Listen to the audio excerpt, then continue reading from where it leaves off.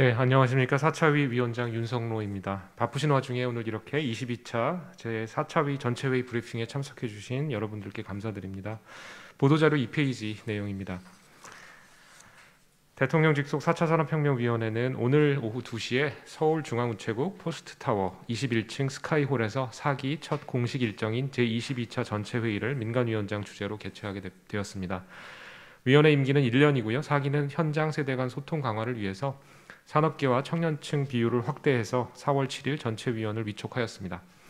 4기 첫 번째 회의인 이번 회의에서 신뢰할 수 있는 인공지능 실현 전략, 3기 민간위원 주도로 마련한 데이터 기반 중소기업 중심 지원체계 마련 대정부 권고, 지난 21차 전체회의에서 심의 의결한 국가 데이터 정책 방향, 대한민국 데이터 119 프로젝트의 후속 조치 중 데이터 기반 행정 책임관 운영 내실화, 미공개 핵심 데이터 개방에 대해서 심의 의결합니다.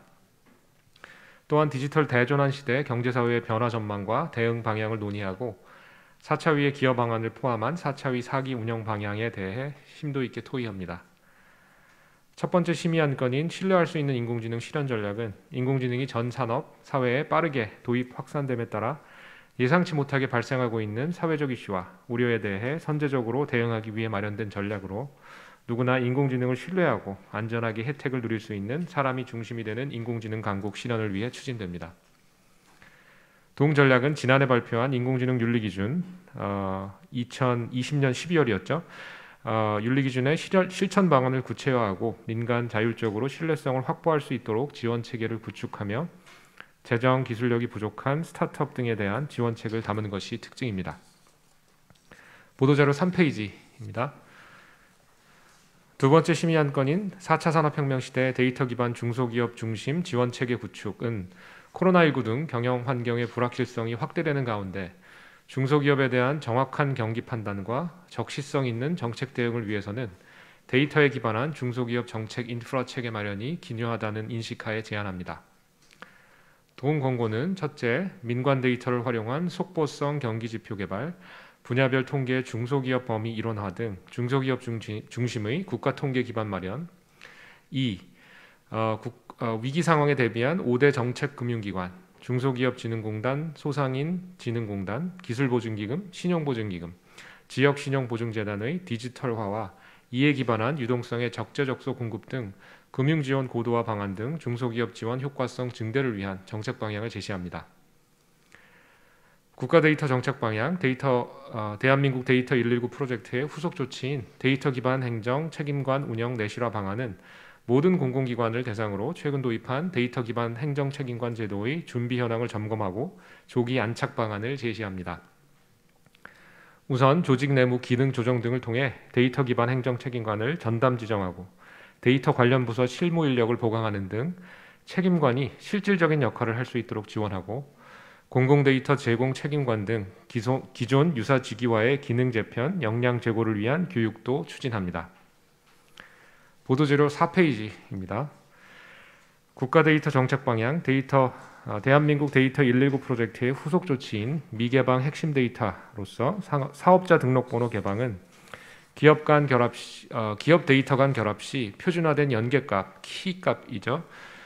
쉽고 편리하게 활용 가능한 사업자 등록번호를 공공데이터 개방 시 포함하도록 하였습니다.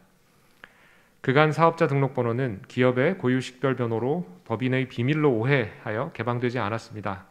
하지만 데이터투기 법제도 TF에서 개인정보법, 정보공개법, 국세기본법 등 관련 법령에 대해 검토한 결과 공공데이터 개방 시 사업자 등록번호를 포함하는 것은 법 개정 없이 현행 법령상 가능함을 확인하였습니다. 이에 민간 수요가 높은 주요 기관부터 사업자 등록번호를 개방하도록 하고 공공데이터 관련 가이드 등의 사업자 등록번호에 대한 안내를 포함하고 오남용 방지를 위한 모니터링도 함께 추진할 계획입니다. 마지막으로 디지털 대전환 시대의 경제 사회적 전반의 변화에 대응을 위해 4차위 4기 운영 방향 관련 미래지향, 국민체감, 기술 소외 방지 및 공감대 형성을 위한 의제 설정과 추진 방안을 논의합니다. 미래지향적인 이슈 관련 갈등 해결을 위해서 개인정보 보호와 데이터 활용권 강화 등 다양한 갈등 상황에서의 기본 원칙을 제시하고 사회적 합의 도출을 위한 규제제도 혁신 해커톤을 강화할 계획입니다. 또한 블록체인, 인공지능 반도체 등 미래 이슈 발굴을 위한 가칭 4차위 미래 포럼을 월 1회 정기적으로 개최하고 미래교육, 고용, 청년 이슈에 대응하기 위한 연구반 등도 운영해서 바람직한 변화 방향을 제기할 계획입니다. 보도자료 5페이지입니다. 국민 체감을 위해 4차위 특별위원회 중심의 주요 안건에 대한 부처 후속 조치 점검과 관련 특별위원회의 상시 보고 체계를 마련해서 디지털 경제 선도를 위한 성과 창출 가속화에 기여할 계획입니다. MZ세대를 포함한 연령별 맞춤형 소통 홍보로 신기술 및 변화에 대한 공감대를 형성하고 인공지능 대중화 기반 마련을 위해 캠페인 등을 추진할 계획입니다. 네, 위원장님 감사합니다. 그럼 이제부터 개별 안건별 브리핑을 시작하겠습니다. 먼저 첫 번째 심의 안건, 신뢰할 수 있는 인공지능 실현 전략입니다. 안건 브리핑은 과기정통부 인공지능 기반 정책과 김경만 과장님께서 발표해 주시겠습니다.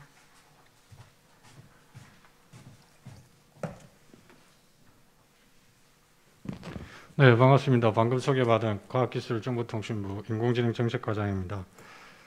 저희가 이번에 발표하면서 보내드린 자료가 저희 부에서 따로 마련한 보도자료, 그리고 지금 하드카피로 깔려있는 요약본과 풀본이 있는데요. 하드카피로 깔려있는 요약본 말고 풀본은 저희가 오늘 아침에 메일로 송부해드린 걸로 알고 있습니다. 자세한 내용은 그쪽을 좀 더 참조해 주시면 될 것 같고요. 이제 브리핑을 하도록 하겠습니다. 요약본으로 말씀드리겠습니다. 보도자료가 아니고 요약본으로 말씀드리겠습니다. 첫 번째입니다. 추진 배경은 방금 위원장님께서도 말씀을 하셨는데 인공지능이 확산되면서 긍정적 효과뿐만 아니라 사실 우려스러운 역기능 문제도 많이 대두되고 있는 상황입니다. 이런 상황에서 인공지능 혜택을 극대화하면서 위험 부작용을 최소화할 수 있는 방안이 뭔가 이렇게 생각을 해보면 결국 인공지능에 대한 신뢰성이 키라고 생각을 했습니다. 인공지능 신뢰성에 대한 개념입니다.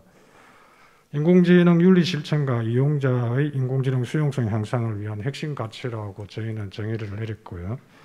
인공지능이 내포한 위험과 기술적 한계를 해결하고 활용 확산 과정에서의 위험, 부작용을 방지하기 위한 가치 기준, 요구사항 이렇게 세부적인 디파인을 했습니다.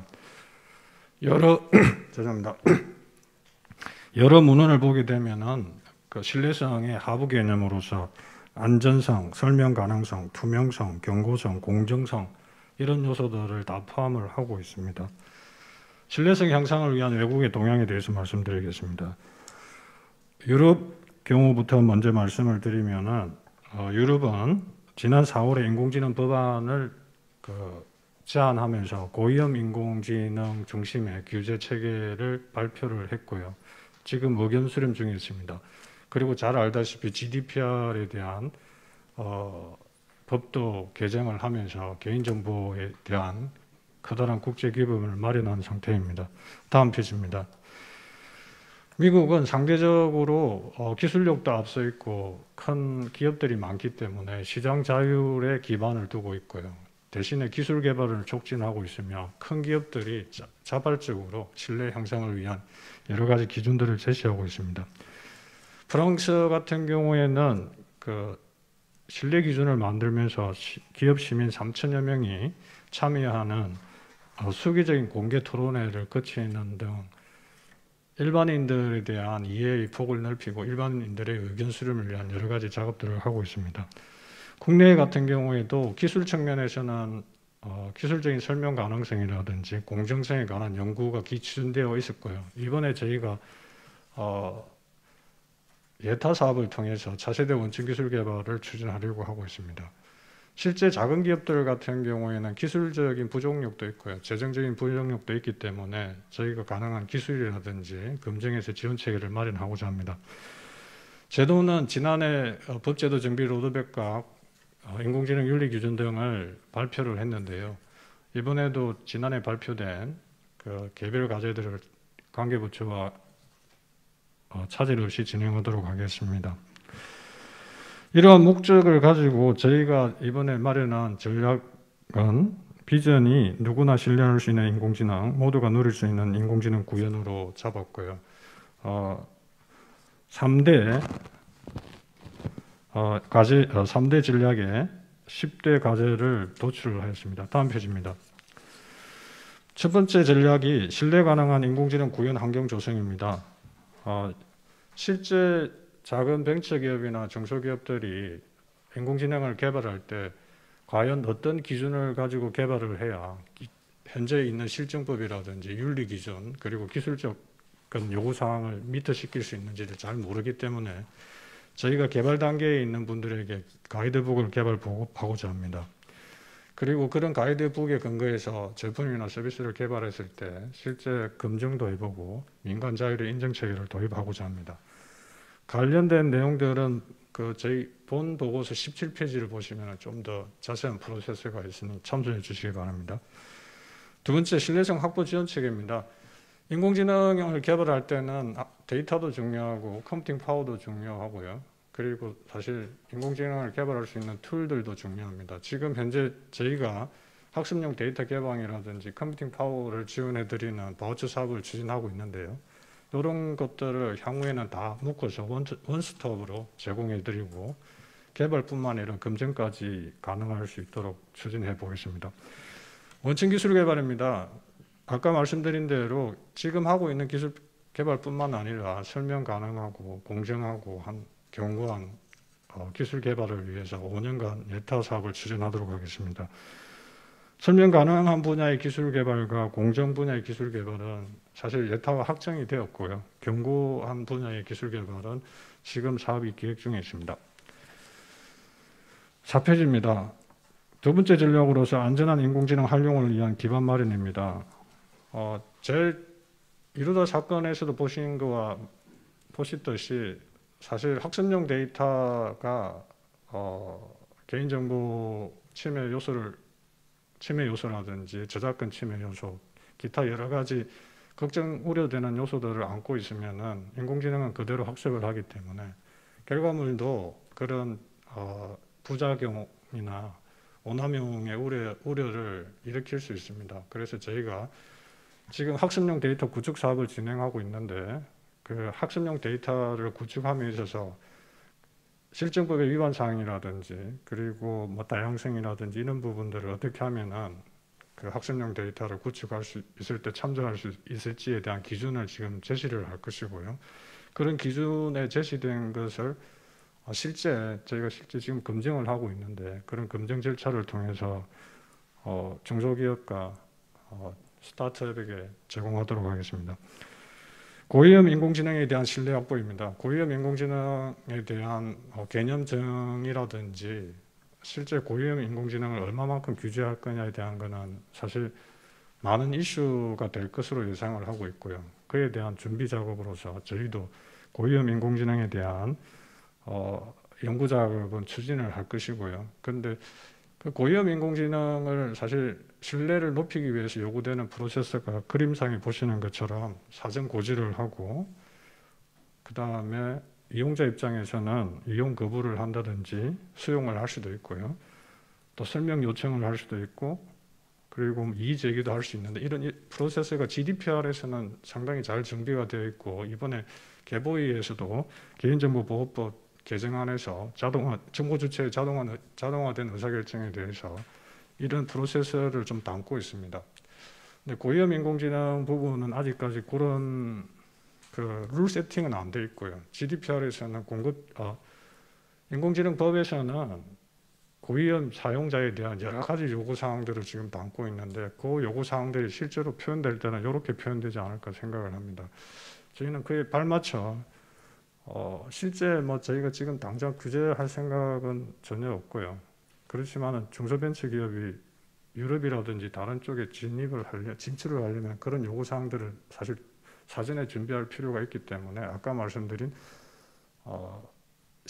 그 데이터의 제공이라든지 원스톱 서비스 제공, 검증체계 구축 이런 부분들이 사실 진행 측면에서 물려 있다고 보시면 될 것 같습니다. 인공지능 영향평가입니다. 지난해 지능정보화 기본법을 개정을 하면서 저희가 사회적 영향평가를 하겠다고 이제 말씀을 드렸는데 그 후속 작업으로 인공지능에 대한 사회적 영향평가를 실시하고 저희 정책 수립할 때라든지 그리고 아까 말씀드렸지만 고위험 인공지능 등에 대한 기술 관리적 조치 방안을 할 때 참조하는 연구를 시작하겠습니다. 네 번째 신뢰 강화 제도 개선인데요. 작년 연말에 인공지능 법제도 개선 로드맵을 발표하면서 알고리즘의 공정성이라든지 투명성에 대한 로드맵을 발표한 적이 있습니다. 관계부처와 협의해서 추진하도록 하겠습니다. 마지막 페이지입니다. 윤리 기준을 발표하고 나서 많은 지적들이 윤리 기준 자체가 일반적이고 추상적이기 때문에 실천하는 데 있어서 문제가 좀 있다고 생각을 많이 주셨기 때문에 저희가 윤리 기준을 구체화하는 방안을 마련하는 작업을 하겠습니다. 주체별 체크리스트 마련하고요. 윤리 기준뿐만 아니라 고위험 인공지능에 대한 논의 이런 부분들도 윤리 정책 플랫폼을 운영해서 의견 수렴하면서 나아가도록 하겠습니다. 마지막으로 추진 체계를 보시면은요, 죄송한 말씀을 드리는데요, 저희가 약간 오타가 있었습니다. 기관명이 잘못되어 있는데 마지막에 네 번째 박스를 보시면은 진흥정보와 진흥원이라고 표기가 되어 있는데 진흥정보와 진흥원이 법이 개정되면서 정확한 명칭이 한국진흥정보사회진흥원입니다. 기관에 죄송하다는 말씀을 드리고 기자분들께도 죄송하다는 말씀을 드립니다. 이상입니다. 네, 김경만 과장님 감사합니다. 두 번째 심의 안건 데이터 기반 중소기업 중심 지원 체계 마련 대정부 공고안입니다. 안건 브리핑은 서경란 3기 4차위 민간위원님께서 발표해 주시겠습니다. 방금 소개받은 4차 산업혁명위원회 3기 민간위원 서경란입니다. 보도자료 12페이지부터 말씀드리도록 하겠습니다. 먼저 잘 알고 계시듯이 최근 중소기업은 일부 벤처 혁신기업을 제외하고는 4차 산업혁명과 코로나19로 많은 어려움을 겪고 있습니다. 중소기업 현장에서는 어려운 경영난으로 금융지원 요구가 폭증하였고 이를 반영해서 정부는 전년도 상반기만 해도 70조가 넘는 역대 최대 규모의 긴급 금융지원을 집행하였습니다. 그러나 객관적인 중소기업의 분야별 경기 진단과 그들이 필요로 하는 자금 수요 추정 없이 정부가 공급 가능한 규모를 산정하여 시장에 공급함으로써 유동성 공급이 적재적소에 이루어지지 못했다는 평가와 함께 집행 과정에서 많은 한계점이 노정되었습니다.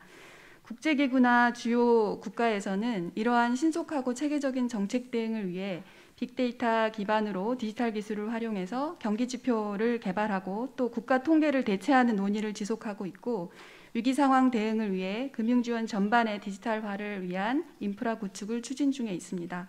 우리도 이러한 데이터에 기반한 중소기업 정책 인프라 체계가 절실하지만 현재는 그 경영 현황을 정확하게 파악할 수 있는 통계 시스템이 매우 미흡합니다. 1년 단위의 통계로 적시성 부족은 물론 설문조사 방식의 패널 통계가 많아서 객관성 등이 미흡하다는 지적입니다. 또한 5대 정책금융기관의 데이터 관리, 서류 및 절차의 표준화 등 디지털화가 미흡하고 기관 간 차이로 집행상 여러 한계점을 노출하고 있습니다. 다음 페이지입니다. 본 권고안은 이러한 문제의식과 현황을 바탕으로 4차 산업혁명 시대에 맞는 중소기업 정책 수립과 집행이 가능하도록 중소기업 중심 디지털 통계 기반 마련과 정책금융의 질적 고도화 측면에서 권고 원칙을 담았습니다. 첫 번째 권고 원칙은 민간의 데이터 결합, AI 기술을 적극적으로 수용하여 시의성 있는 중소기업 중심의 디지털 통계 인프라를 마련하는 것입니다. 첫 번째 추진 과제는 민간 데이터를 활용하여 중소기업 공식 통계의 속보성을 보완하자는 것입니다.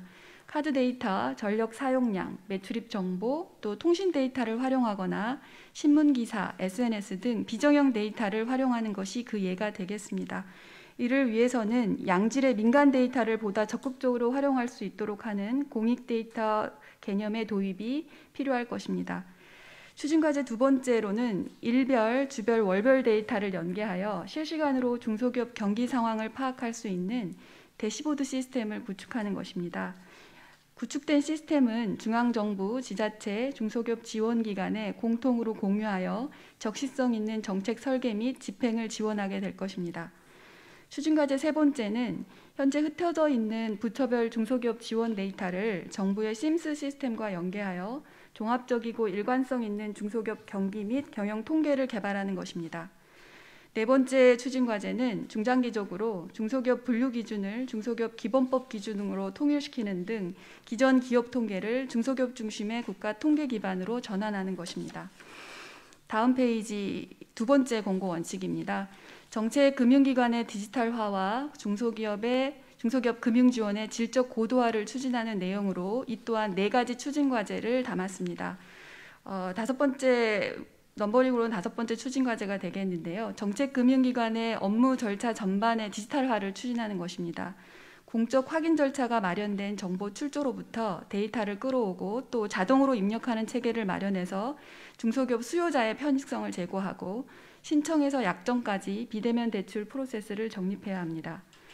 다음은 정책금융기관이 생산한 정보의 관리, 활용을 위한 인프라로 정책금융 데이터 허브센터를 구축하는 것입니다. 정책금융기관별 생산정보의 공유와 공유된 데이터를 기반으로 기업 대출 전 과정을 디지털화로 이끌어가는 시스템이 될 것입니다. 다음 추진 과제는 경기 불안전성 및 긴급한 대규모 자금 수요에 대비해서 산업별 기업금융 수요 예측 시스템을 구축하는 것입니다.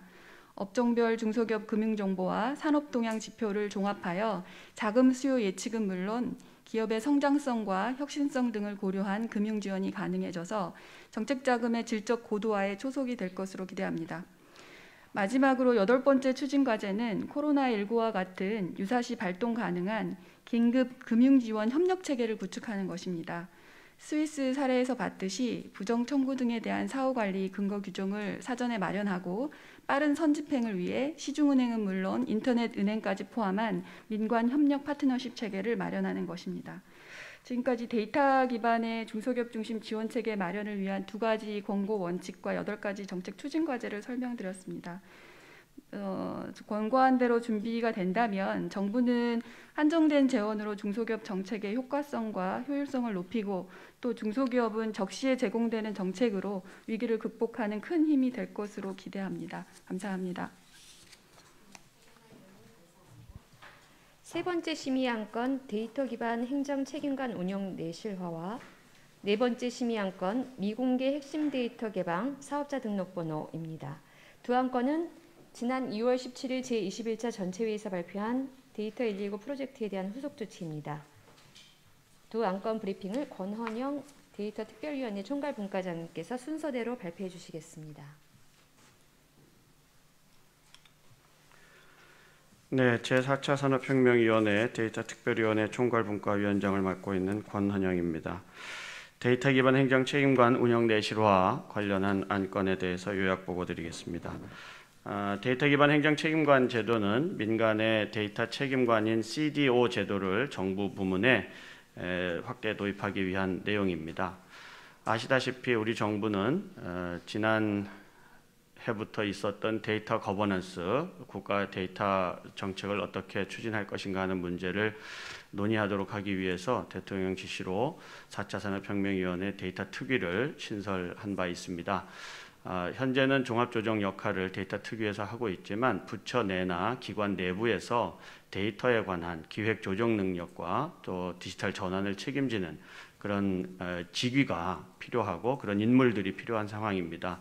그런 연계선상에서 이 데이터 기반 행정 책임관 제도에 대해서 기자님들께서 확인해 주시기를 부탁드리겠습니다.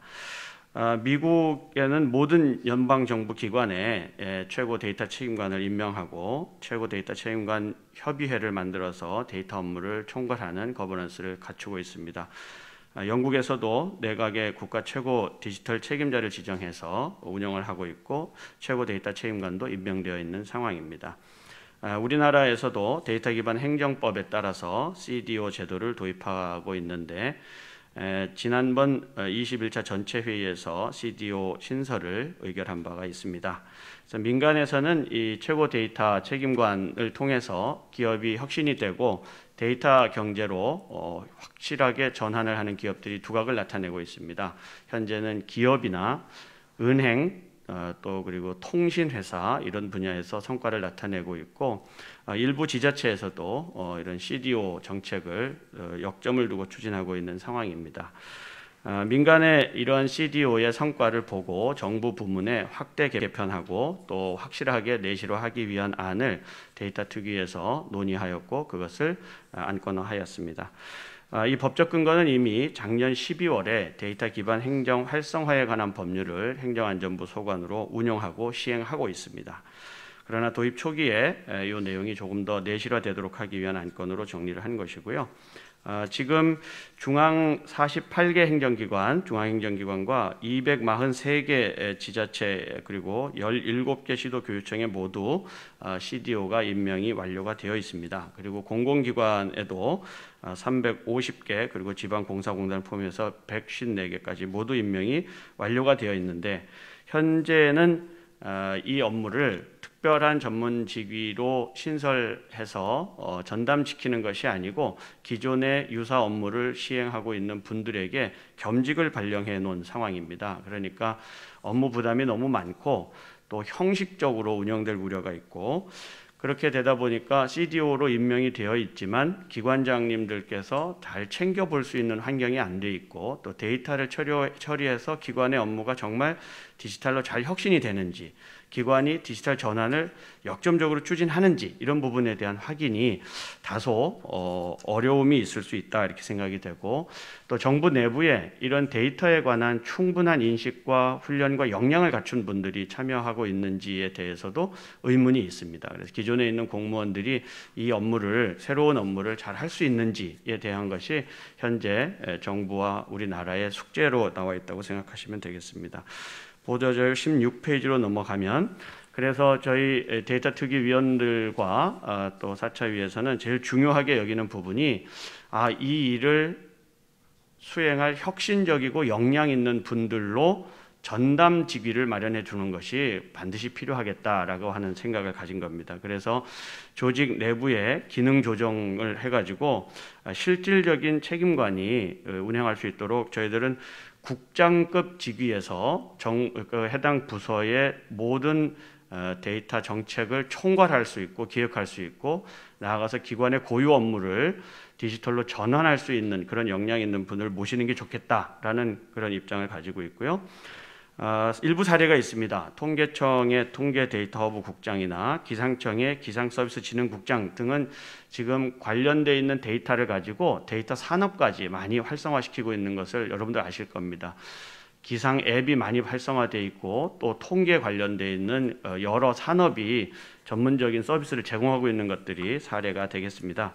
그런데 이제 이게 관련 조직이 미설치된 경우에는 지원 조직도 마련해 줘서 데이터 기반 행정 책임관이 잘 활용이 될 수 있도록 해줘야 되겠다. 그리고 보유 데이터의 양이 많고 중요도가 매우 높은 중앙부처 등에서는 좀 더 적극적으로 조직을 개편해서 국장급 전담 직위가 생겨서 시범 사업을 운영하면 좋겠다라는 생각을 갖고 있는데 정부 내부에서 이런 여력을 만들려고 노력을 하고 있습니다. 이제 기능 조정이 곤란한 기관에 대해서는 교육 훈련이나 직무 매뉴얼 등과 같은 것을 바꾸어서 해당 직위에 보임되는 분들이 적어도 데이터를 중심으로 하는 해당 기관의 업무를 잘 수행할 수 있도록 하는 절차를 마련해 두고 역량을 높이는 작업도 진행을 해 나가겠습니다. 금년도에는 지금 이제 겸직으로 발령되어 있는 상황이기 때문에 겸직 발령되어 있는 분들에 대한 운영 성과를 부처별로 점검하고 관련 조직을 보강해서 실질적으로 일할 수 있는 부처들을 찾아내는 작업을 좀 해야 되겠다는 생각을 갖고 있습니다. 이제 관련해서 기자님들이 많이 질문하시는 부분이 기존에 있는 데이터 기반 행정 공공 데이터 제공 책임관도 있고 또 정보화 책임관인 CIO 제도도 있고 그런데 이 CDO 제도하고 CIO 제도나 또는 공공 데이터 제공 책임관 제도는 어떻게 연결되느냐 하는 문제를 가지고 질문을 많이 하셨습니다. 그래서 이 부분에 대해서는 CDO가 조금 더 총괄적인 디지털 전환을 책임지는 혁신 책임관이기 때문에 기관의 데이터가 어떻게 잘 융합되고 또 어떤 부분은 제공으로 나아가고 어떤 부분은 정보 자원 관리까지 연결되도록 할 수 있도록 하는 종합 조정 기능을 CDO에게 부여하고 새로운 혁신적 직위로 운영하는 것이 필요하겠다는 생각을 가지고 정부에서 내부 검토를 통해서 혁신적인 안을 추가적으로 마련할 계획입니다. 17페이지입니다. 이 일이 CDO가 이루어지려면 기관의 이제 의사결정하시는 기관장, 장차관이나 도지사나 시장이나 이런 분들께서 자신들이 가지고 있는 그간 소관 데이터가 어떻게 운영되고 그 소관 데이터를 통해서 일을 얼마나 잘할 수 있고 또 그 소관 데이터를 민간에 개방함으로 인해서 산업이나 경제 활성화에 얼마나 도움이 될 수 있는지를 잘 파악하셔야 되는데 그 내용을 확인하기 위해서는 기관장이 데이터를 중심으로 업무를 얼마나 잘할 수 있는지를 확인하는 것이 중요합니다. 그런 사례를 많이 마련해야 되기 때문에 기관장님들에게 역할을 좀 강화하기 위해서 4차 위에서도 논의를 더 강화하고 정부 내부에서도 논의를 더 강화할 얘기입니다. 그리고 책임관의 권한을 확실하게 법률적으로 제도화해서 이 조정이나 또는 혁신 업무가 현장에서 효과를 발휘할 수 있도록 제도 개선을 해 나갈 내용입니다. 그리고 내부에는 이제 이런 데이터 전략을 마련하면 옆에 뭐 기획관리실도 있고 또 현업 부서들이 다 있습니다. 그 현업 부서들의 데이터들을 어떻게 운용할지를 잘 협의를 해야 되기 때문에 내부 협의회에서 데이터 기반 행정 책임관 중심의 내부 협의체를 구성해서 운영 지원을 할 생각이고 또 기관장 주재로 간부급이 참석하면서 데이터 전략들을 논의할 수 있는 틀을 짜주는 것을 내용으로 삼고 있습니다. 그리고 책임관 혼자서는 할 수 없기 때문에 그 실무 인력 중에 뭐 데이터 사이언티스트나 또는 데이터와 기반한 행정을 잘할 수 있는 역량 있는 분들로 지원 조직을 강화해서 진행해 드리려고 합니다. 그리고 데이터 기반 행정법에는 이제 데이터 분석 센터를 다 설치할 수 있도록 되어 있습니다. 그래서 부처들의 여력이 되는 대로 데이터 분석 센터를 통해서 실무적인 역량을 보강해 드릴 내용입니다. 그리고 앞으로는 이제 데이터 CDO가 나올 때 역량 있는 분들이 많이 계셔야 되기 때문에 현재 공무원들을 데이터 전문 인력 내부 양성 차원에서 사례 및 문제 해결 중심으로 맞춤형 역량 제고 교육을 시행하고 업무를 맡으면 매뉴얼대로 시행만 해도 효과가 나타날 수 있도록 직무 매뉴얼을 분명하게 만들어 드릴 생각을 갖고 있습니다. 그리고 데이터 CDO가 권한과 책임을 갖고 일을 한 만큼 그 일이 잘 이루어졌는지에 대한 성과 평가를 하는 지표를 KPI로 만들어서 성과 평가에 활용할 예정입니다. 이제 방향은 CDO를 이제 전담 직위로 만드는 것이 목표이지만 지금 정부의 여력에 따라서 단계적으로 이런 일은 실현이 될 것입니다. 그래서 관련 부처들이 조금 더 적극적으로 이런 노력을 해 나갈 수 있도록 4차 위에서 계속해서 정부와 협력해 나가고 논의를 지속해 나갈 예정입니다. 다음은 사업자 등록번호에 대해서 미개방 핵심 데이터 제공 방안 중에 1번으로 저희가 사업자 등록번호를 정했습니다. 이 뜻은 사업자 등록번호 이외에도 민간의 수요가 많고 또 효과가 있을 것으로 예상이 되는 여러 미개방 핵심 데이터를 다시 또 발굴해서 다음번에 또 국민 여러분께 보고드리겠다는 내용으로 계획을 잡고 있다는 뜻입니다.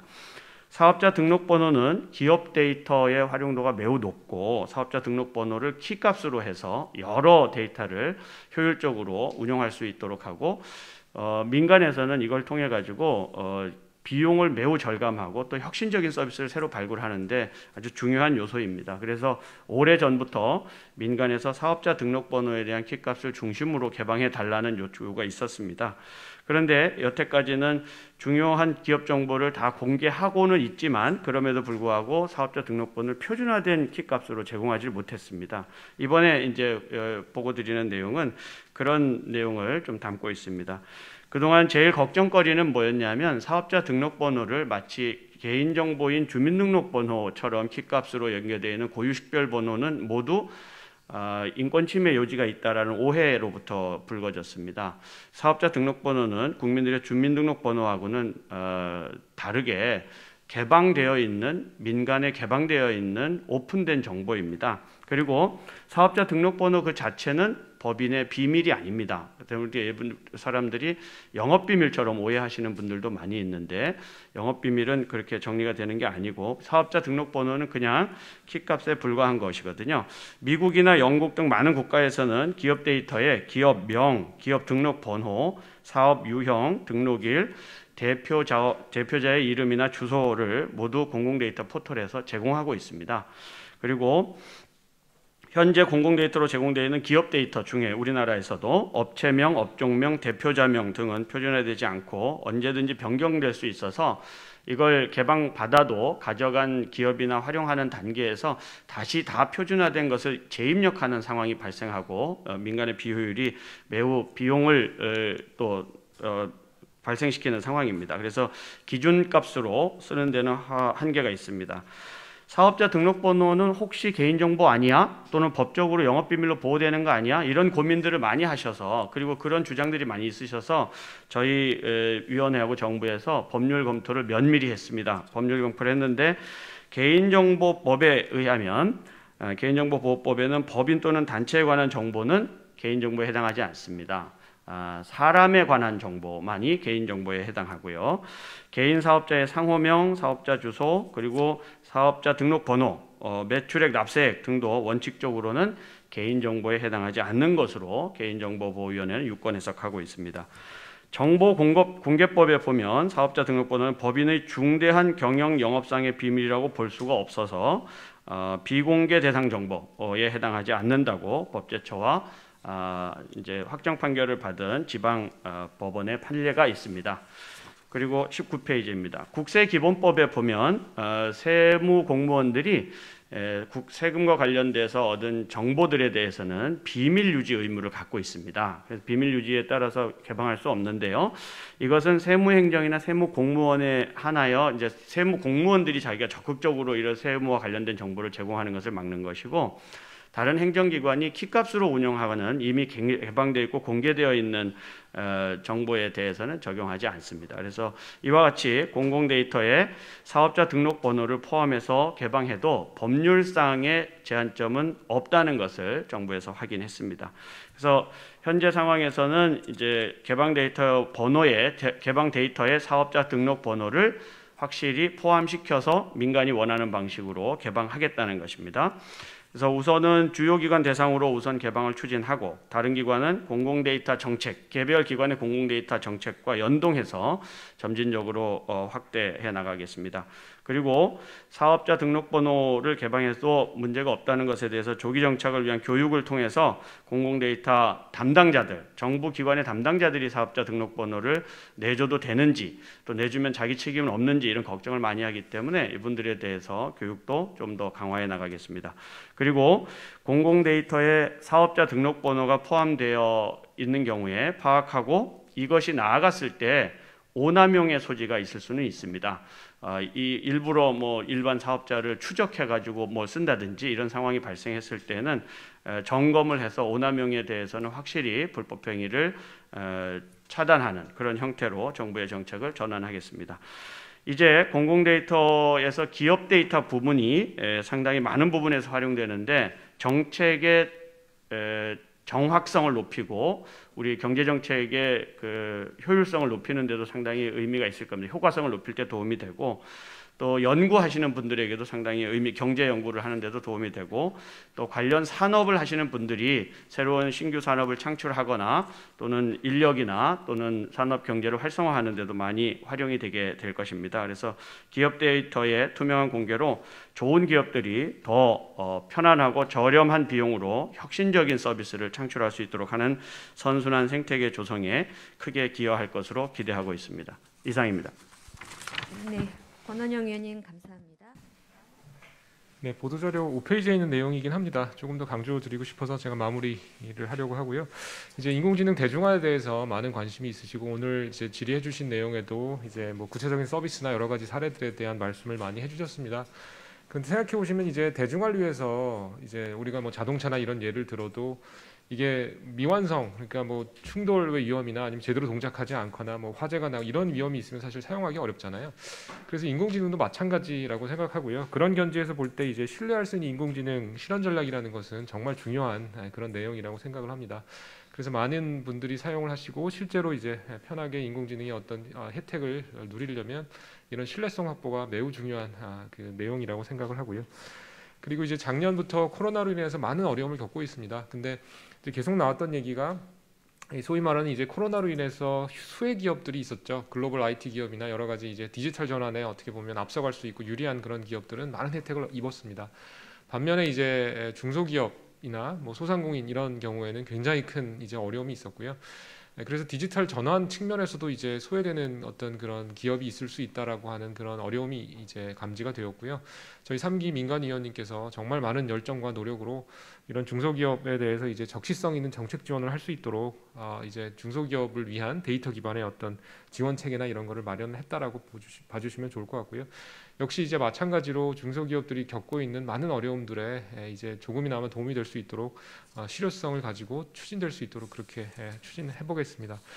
그리고 이제 데이터 119 프로젝트도 저희가 올해부터 계속 강조해서 말씀드리고 있는데 이제 크게 봐서 두 가지 이제 그 그룹이라고 보시면 되고요. 하나는 조금 길게 봐서 국가의 데이터 거버넌스 체계를 어떻게 구축할까 이런 측면이 있고 이제 반면에 이제 보다 국민들이 관심 있으실 만한 체감형 서비스 이런 것들에 대해서 저희가 추진을 하고 있습니다. 그래서 이제 사업자 등록번호나 아까 이제 국장님 말씀해주셨던 뭐 그런 정보들 포함해서 지속적으로 저희가 기존에 민간에서 원했지만 여러 가지 법적인 문제 아니면 오해 이런 것들로 인해서 공개가 어려웠던 그런 데이터들을 지속적으로 개방해 나갈 예정입니다. 그래서 저희가 결국은 민간 합동의 데이터 거버넌스라고 하는 역할을 부여받았는데 그런 것들을 소임을 다해 나가도록 하겠습니다.